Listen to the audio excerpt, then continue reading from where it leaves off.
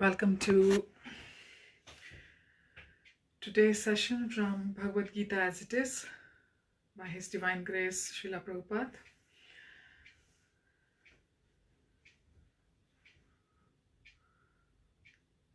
Om Namo Bhagavate Vasudevaya. Om Namo Bhagavate Vasudevaya. Om Namo Bhagavate Vasudevaya. Mukam karoti vachalam pangum langhete girim yadkripatamaham vande Shri Gurun Dinatarinam Parmanandamadhavam Shri Chaitanyeshwaram.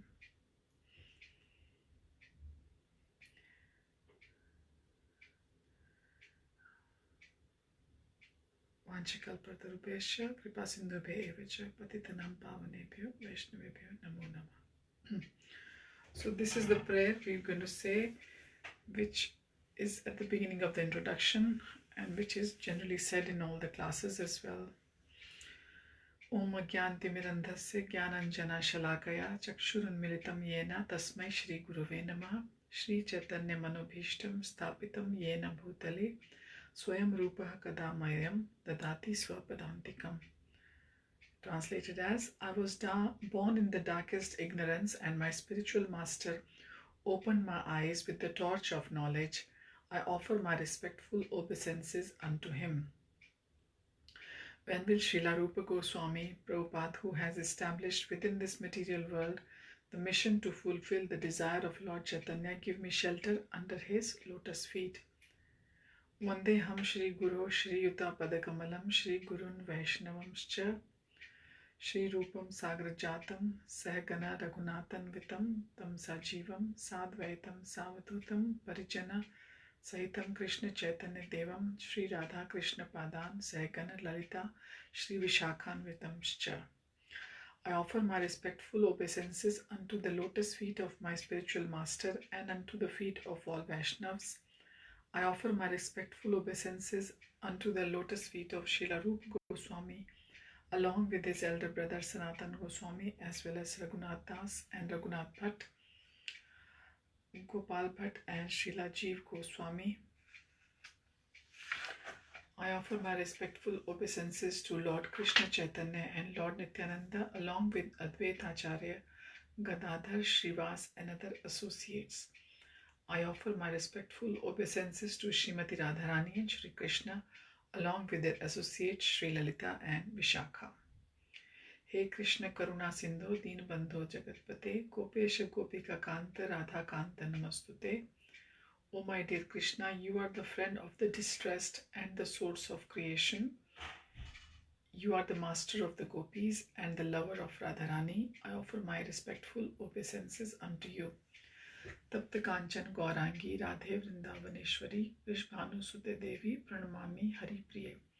I offer my respects to Radharani, whose bodily complexion is like molten gold and who is the queen of Vrindavan. You are the daughter of King Vrishbhanu and you are very dear to Lord Krishna. Vancha kalpatarubhyascha kripa sindhubhyaevacha kapatitanam pavanebhyo vaishnavebhyo namo namah. I offer my respectful obeisances unto all the Vaishnav devotees of the Lord. They can fulfill the desires of everyone just like desire trees, and they are full of compassion for the fallen souls. Shri Krishna Chaitanya Prabhu Nityananda Shri Advait Gadadhar Shri Vasadi Gaur Bhaktivinoda. I offer my obeisances to Shri Krishna Chaitanya Prabhu Nityananda Shri Advait Gadadhar Shri Vas and all others in the line of devotion. Hare Krishna, Krishna Krishna, Hare Hare, Hare Ram, Ram Ram, Hare Hare. Bhagavad-Gita is also known as Gita Upanishad.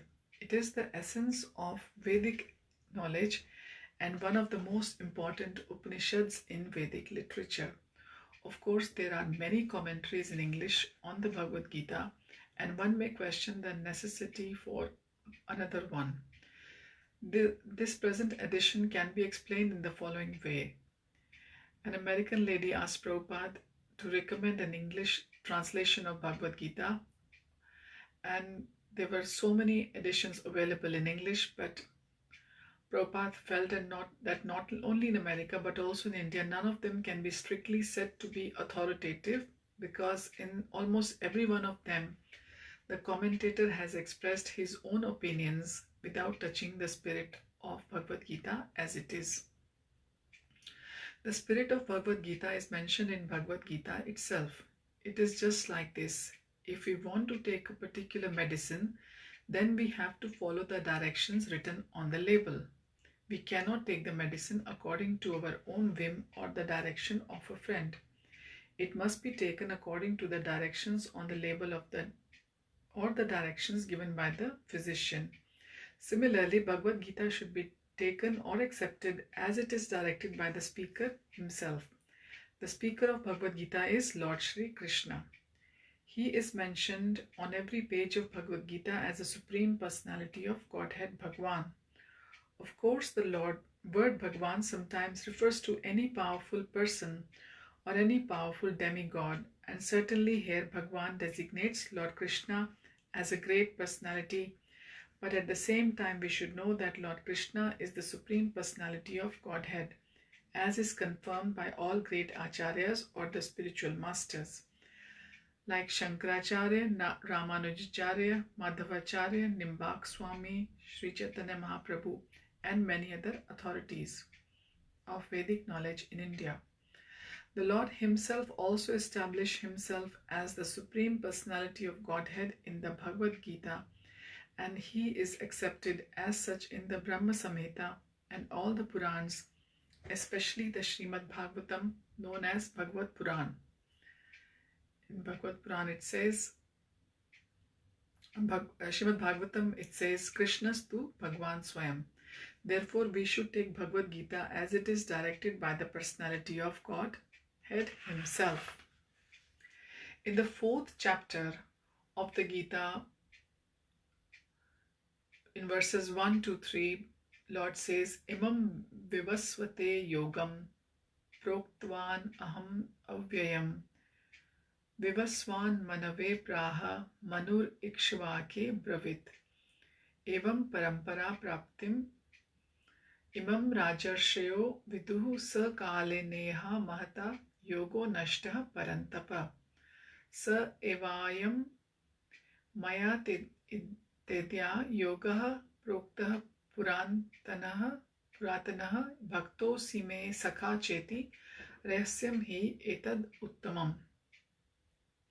Here the Lord informs Arjun that this system of yoga, the Bhagavad Gita, was first spoken to the sun god, and the sun god explained it to Manu, and Manu explained it to Ikshvaku, and in that way, by disciplic succession, one speaker after another, this yoga system has been coming down. But in the course of time, it has become lost. Consequently, the Lord has to speak it again, this time to Arjun on the battlefield of Kurukshetra. He tells Arjun that he is relating this supreme secret to him because Arjun is his devotee and his friend. The purport of this is that Bhagavad Gita is a treatise which is especially meant for the devotee of the Lord. There are 3 classes of transcendentalists, namely the Jnani, Yogi, and the Bhakta, or the impersonalist, the meditator, and the devotee. Here the Lord clearly tells Arjun that he is making him the first receiver of a new parampara or the disciplic succession, because the old succession was broken. It was the Lord's wish, therefore, to establish another parampara in the same line of thought that was coming down from the sun god to others, and it was his wish.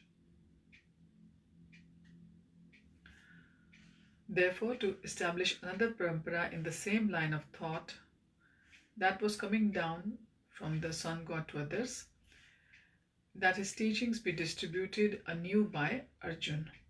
He wanted Arjun to become the authority in understanding the Bhagavad Gita. So we see that Bhagavad Gita is instructed to Arjun, especially because Arjun was a devotee of the Lord, a direct student of Krishna, and his intimate friend. Therefore, Bhagavad Gita is best understood by a person who has qualities similar to Arjuna's. That is to say, he must be a devotee in direct relationship with the Lord. As soon as one becomes a devotee of the Lord, he also has a direct relationship with the Lord. That is a very elaborate subject matter.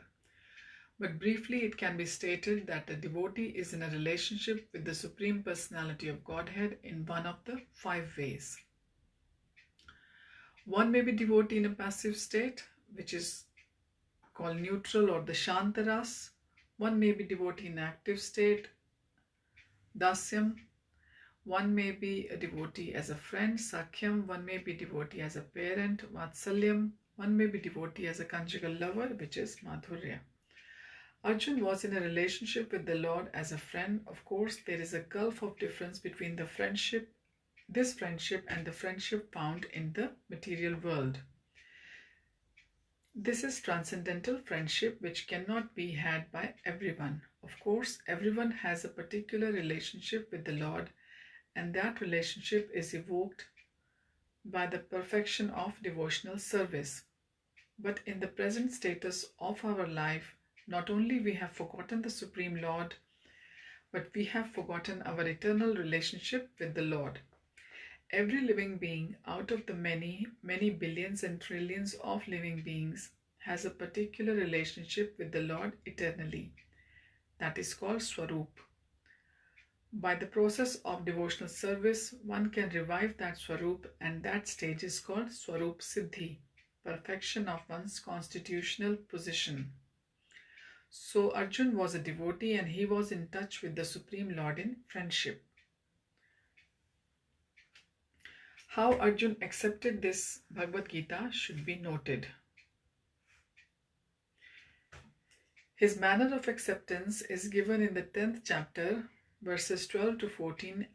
Arjun uvacha param brahma param dhama pavitram paramam bhavan purusham shashvatam divyam adi devam ajam vibhum ahus tvam rasaya rishaya sarve devashir naradas tatha asito devalo vyasah swayam chaiva bravishime sarvam etad ritam manye yan mam vadasi keshava nahi te vidur devana danava. Arjun said, "You are the Supreme Personality of Godhead, the ultimate abode, the purest, the absolute truth. You are the eternal, transcendental, original person, the unborn, the greatest. All the great sages such as Narad, Asit, Deval, and Vyas confirm this truth about you, and now you yourself are declaring it to me. O Krishna, I totally accept as truth all that you have told me. Neither the demigods nor the demons, O Lord, can understand your personality." After hearing Bhagavad Gita from the Supreme Personality of Godhead, Arjun accepted Krishna as Param Brahma, the Supreme Brahman.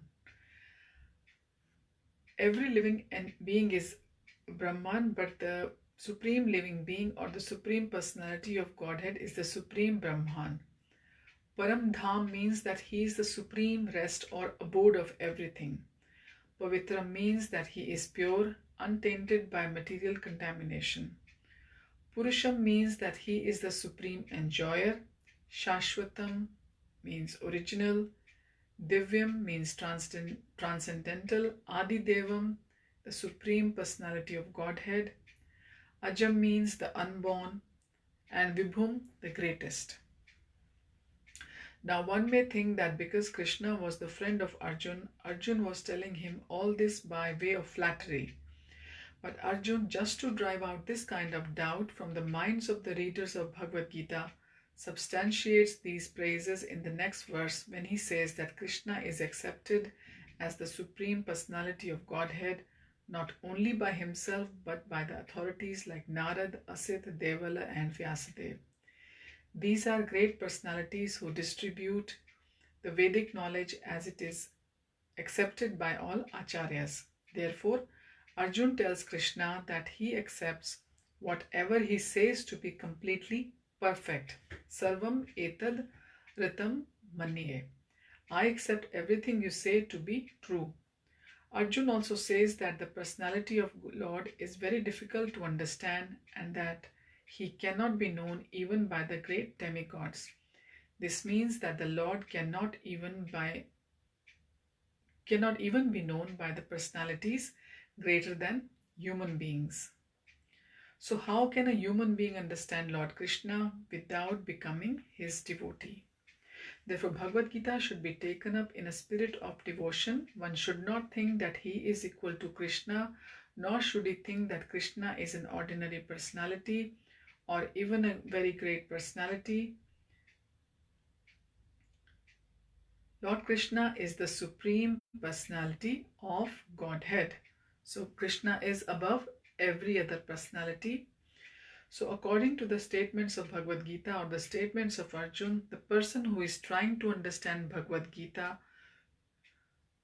we should at least theoretically accept Sri Krishna as the supreme personality of Godhead, and with the submissive spirit we can understand the Bhagavad Gita. Unless one reads the Bhagavad Gita in a submissive spirit, it is very difficult to understand Bhagavad Gita because it is a great mystery. So we will continue from here onwards tomorrow. And this introduction, if we try to hear it in a sincere way, it does explains a lot about Bhagavad Gita. It is in a way very brief summary of the whole Bhagavad Gita itself. But you will always feel that each time we read, we find something new. We always feel that we haven't read this particular part before, which is coming in front of us. This is how deep it is. And like it is said just now in the last paragraph, that even the beings which are greater than the human beings, they find it hard to understand. So we should not, I think, worry too much or become impatient if we don't understand it completely, because we have to understand whatever we can in our own little capacity. So I'll continue tomorrow, and thank you to Shamita for joining me, and I will continue from here onwards tomorrow with the introduction to the Bhagavad Gita. Hare Krishna, and have a nice day.